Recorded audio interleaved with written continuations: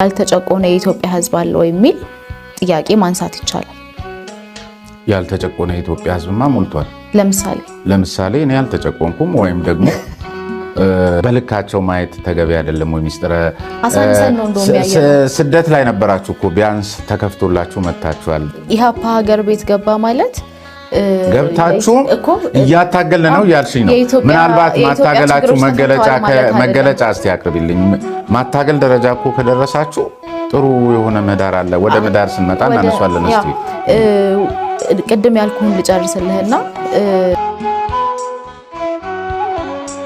እኔ እናንተ ተቀምጠን ማውራታችን ኢንሹር አያደርገውም ወይ ደግሞ አዲስ አበባ ሰላም ሪሌቲቭሊ ሰላም መሆኗ የኢትዮጵያን ሰላም አያረጋግጥም ወይ ሀገር ጤና ማናት ለማለት የሚያስችል ሁኔታ አይደለም። እኔ እናንተ እዚህ ስለተገናኘን ብቻ ሳይሆን ቀደም ሲል የገለጽሽልኝም አባሎቻችሁና ሰራተኞቻችሁ እኮ የታሰሩ ፖለቲከኞች አሉ፣ የፓርላማ አባላትን ሰዎች ሲታሰሩ የታሰሩበትን አግባብ ማየትና መንግስት እኮ እንደ መንግስት የታሰሩ አካላትን በምን አግባብ አሰረ ሊያሳስር የሚችል ነገር አለ። እኔ እናንቺም ህገ መንግስታዊ ስርዓቱንና የወንጀለኛ ህግ መቅጫ እንትኖች ድንጋጌዎችን አክብረን እስከ ተንቀሳቀስን ድረስ ነው።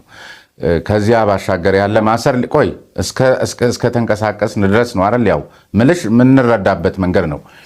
ኤግዛጁሬት የማድረጉ ጉዳይ ካልሆነ በስተቀር ልክ ነው። ሊታሰሩ እኮ ይችላሉ። እሱን እያልኩ አይደለም።